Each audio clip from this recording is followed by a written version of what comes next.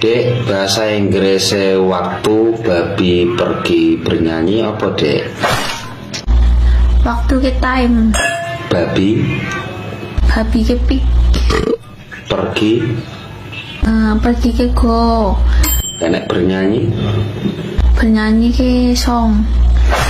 dan nek digabung ke kabeh Time pik go song. lah kok kuwi dadine, Dek? Nggak suka. Golek sing budget pironan? Yo paling yo 200-an. Tambah 100 entuk kamar. Tenan. No, 200. Ya, tapi rasa apa? Ayo ro aku, wong aku bojomu. Ayo.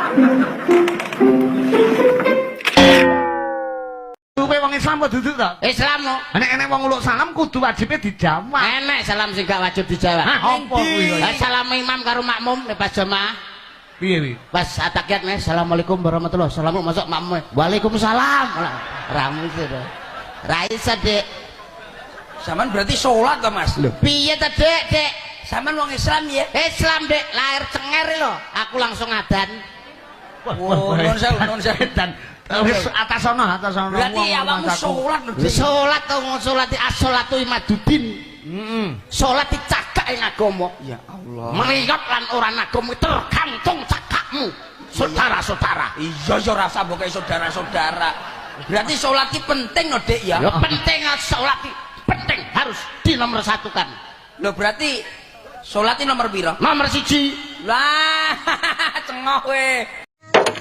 Wong-wong ngerti apa ora lek wong lanang ngambung bojone kuwi bakal urip luwih suwi ketimbang ngambung bojone wong. Tenan iki. Nggih, tenanan lho. Apa nek dhewe ndek bojo 5 abadi ya dhewe. Wah, arepe aneh-aneh kowe. Nomor 7. Resik meja nggunakake apa? Gaji mesin, Bu. Gaji mesin piye? Kok malah ketawa? Resik meja nggunakake apa? Yo niku, Bu, mesin gaji. Mesin gaji.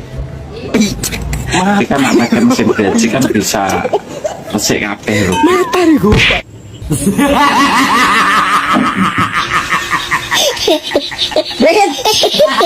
Dan secara hukum ekonomi kasaran matematika mawon. Kowe ngerokok. Iya. Ngerokok sedina ping pira? Ping pindho. Ndandae pindho 2 pak lah. 2 pak, pomo sak pak digawe 15.000. 20 wae aku.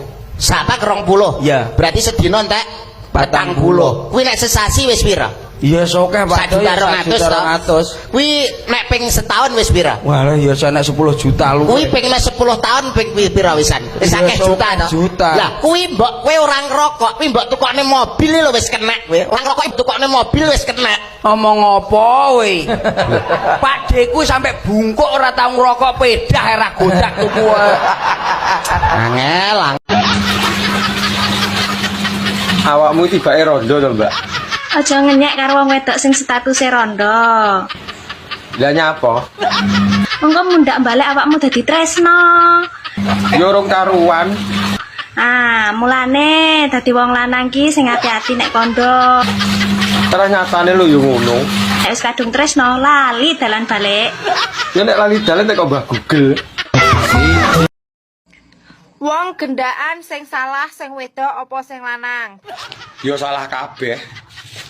Wong lanang iki ning dindingkon tara senengane nggodho. Tapi kuncine tetep nang wong wedok. Nek wong wedoke gampangan ya dadi.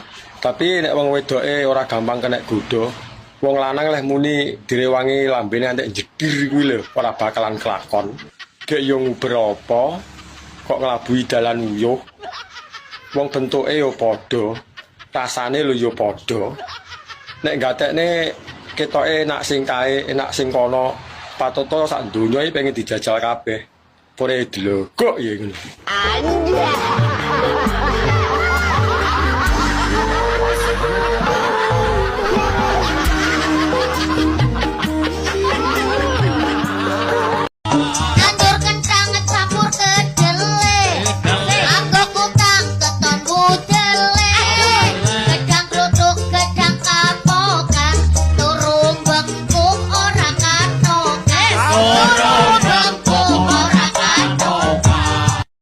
Lah entuk ngono kuwi mlebu bolongan maksiat, mlebu bolongan rumah sakit lan bolongan penjara. Ateges wong kudu sing mandiri. Mandiri. Tetek tatak lan tangguh ngadepi apa wae.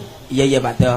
Lah ngerti ngono kan mantene mesti mikir-mikir. Ya jelas to. Ya genah-genahe kabeh iki. Mungkin Pak. Lah awake dhewe ndakel ora mung ndakel tapi menehi pitutur. Sing apik dienggo, sing elek diguwak. Yo kuwi lho. Sapa ngerti engko mantene terus ngrungokne awake dhewe ndelok awake dhewe nek ndakel disetel ning TV. Oh iya kae bener sing diomong Percil. Oh iya kae bener sing diomong Pak Dalang. Akhirnya menjadi catatan ben rumah tanggane baik. Sakinah mawaddah lan warahmah.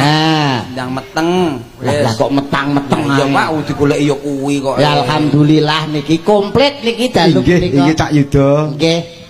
Ngicipi gamelan Pak. Yen tadi bathok ta Pak gamelan tentang. Rumangsamu apa penak dadi wong wedok? Isuk-isuk ora-ora, awan sithik umbah-umbah. Jam 7 isuk wis ngeterno sekolah.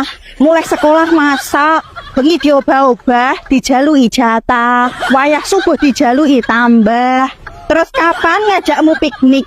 Wong wedok ning omah dicepaki pegawean wae. Wong lanang pamit kerja ning jaba. Ngerti wong wedok ayo suwi dik matane jelalan. Ngono iku nek dijaluki duit nggo tuku wedak. Eman karo kukur-kukur sirah. Pengen bojo ayu ya diragati. Nek ora diragati ya kaya bokok. Aku didulani kancaku malah dadi malapetaka karo bojoku.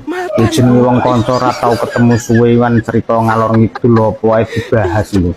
Jare kowe kok awet enom to resepe apa? Alah resepe apa sing penting ayem aku yo ngono to. Terus bahas neh montorku kuwi. Montormu wis lawas kok isih awet e lho kowe kok open. Iya wong aku ki yo montor yo tak rawat arang-arang tak tumpaki kok wong aku lek metu-metu butuh numpaki montor sijine aku muni ngono sing ngalor ngidul malah bahas bojoku. Bojomu kok yo awet enom yo Bud. Wong aku ki wong open bojoku yo tak rawat yo arang-arang tak tumpaki wong aku lek butuh numpaki nganggo sing sijine ngene. Lah kok gak ngerti bojoku ning mburiku ngrungokke aku. Kancaku mulih aku langsung diusir dikongkon minggat kok kakekane. Sing salah sapa wong mung guyon kok ya dilebokno ati. Mas, Apa, Dek? seumpama kula dados bojone jenengan. Iya, Dek. Jenengan boten isin to?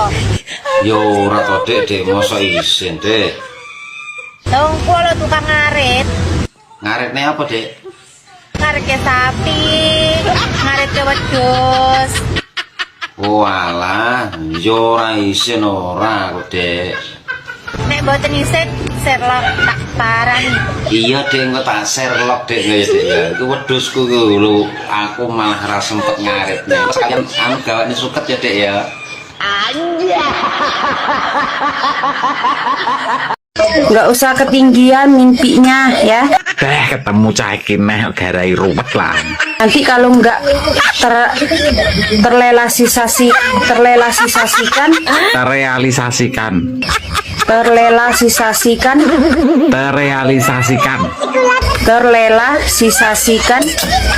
tereliminasikan.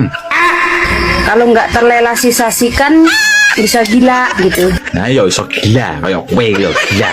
Akan mangani ngomong ae belibet. Wah, montor ae. Sing bendino disandinge kepastiane iso glinding. Apa meneh gur modal chatting elingo apotek iki dodol obat flu, ora dodol obat pilu. Sing hati-hati nek mesra-mesrane atimu. Kepesing. Wong nek suwi ora kelon kuwi bahaya, efeknya sangat luar biasa. Tak dudohi ciri-cirine wong sing suwi ora kelon. Nomor 1 kuwi pikun atau lalinan. Dadi wong iki dijak omong ki sering gak nyambung.